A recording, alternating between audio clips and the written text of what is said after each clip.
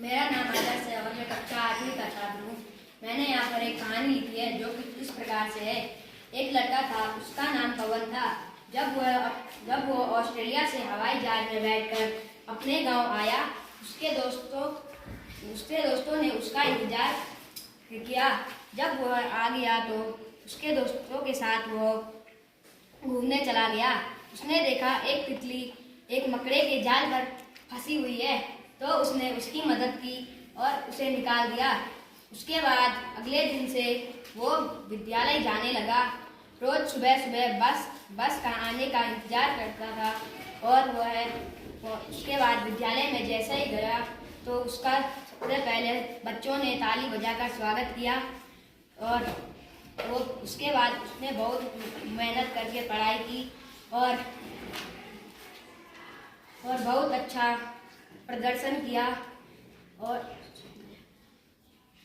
Police उसने देखा जंगल में एक शेर घूम रहा है, तो उसने तुरंत वहां से भागकर घर गया और वहां से पुलिस को फोन करके कहा कि यहाँ एक शेर आ गया है हमारे जंगल में, यहाँ कृपया करके यहाँ आइए। उसके बाद पुलिस वाले अपने साथ अपनी टीम को लेकर वहाँ आए और उन्होंने शेर को पकड़ लिया और पवन को शाबाशी दी। धन्यवाद। कक्षा 7 की छात्रा हूँ। मैंने एक कहानी बनाई है जो मैं आपको सुनाना चाहती हूँ। एक गांव में एक बगीचे के पास आम का पेड़ था। उस पेड़ पर चिड़िया का घोंसला था। गर्मियों का मौसम आया। बच्चे शहर से बस में अपनी नानी के यहाँ आए। कुछ दिन बाद आम पक गए। बच्चे आम खाने सड़क पर दौड़ते दौड़ते आए। चिड़िया के भी अंडे से बच्चे निकल आए। चिड़िया ने उन बच्चों को देखा।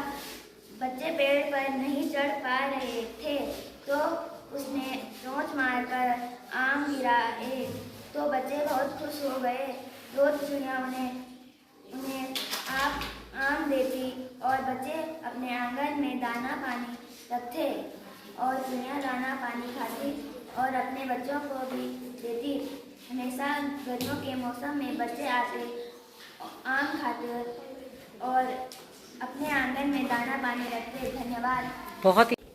मेरा नाम रोहन रावत है। मैं कक्षा 8 का छात्र हूँ। मैंने एक कहानी लिखी है। कहानी कुछ इस प्रकार है।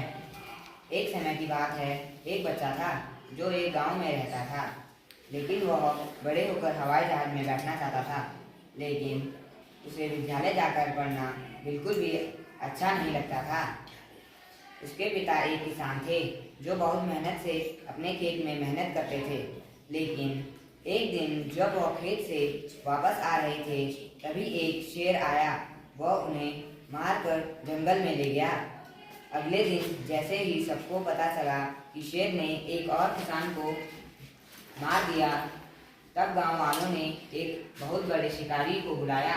वह अपनी पूरी टीम को बस की सहायता से गांव में लाया।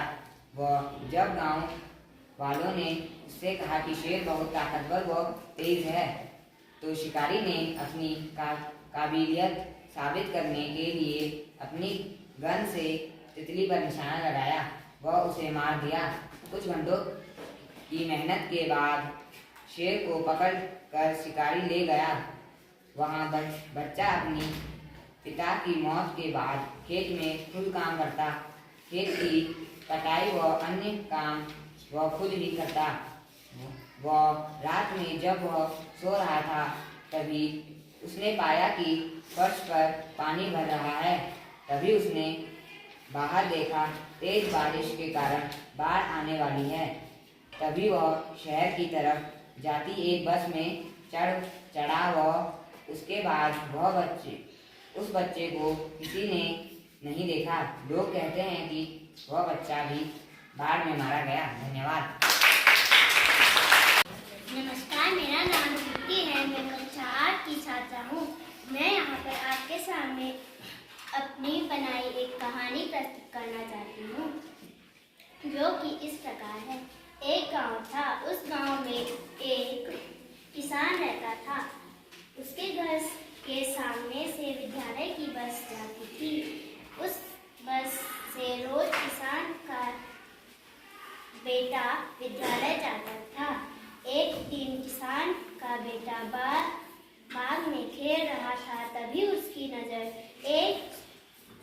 नजर में एक सुंदर सी तितली पड़ी।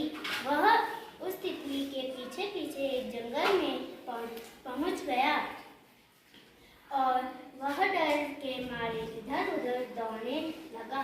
तभी उसने देखा कि उसके सामने शेर की बात थी। तभी उसे प्यास लगी और वह पानी ढूंढने लगा। तभी उसे किनारे पर नदी दिखाई दी। वह जल्दी से उसके पास गया तो उसे बहुत सारे खेत दिखाई दिए। वह सोचने लगा कि काश हमारे खेत नहीं होते, उसके बदले एक हवाई जहाज होता। तभी उसे किसान की आवाज़ सुनाई दी और वह दौड़ा घर को आया। धन्यवाद। मेरा नाम संध्या, मैं कक्षा 7 में पढ़ती हूँ। मैंने एक कहानी लिखी है और मैं उसे पढ़ना चाहती हूँ। एक गांव में एक किसान था, उसके 2 बच्चे और एक पत्नी। उसका एक फूलों का बगीचा था। उसके बगीचे में फूल होते तो वो उन्हें बेच देता, उसकी कमाई भी होती थी। उसके बच्चे एक स्कूल में पढ़ते थे, वह रोज बस में से जाते थे। उसकी पत्नी पानी के लिए दूर जाती थी। उसके बगीचे में एक पेड़ था, उस पे एक घोंसला था, उस पे छोटी छोटी चिड़िया के बच्चे थे, वह बहुत प्यारे थे।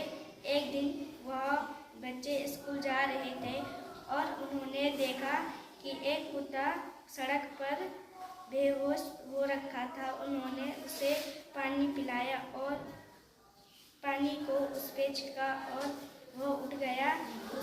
उन्होंने उस कुत्ते के बच्चे को अपने घर में लाया। धन्यवाद। बहुत अच्छी कहानी है।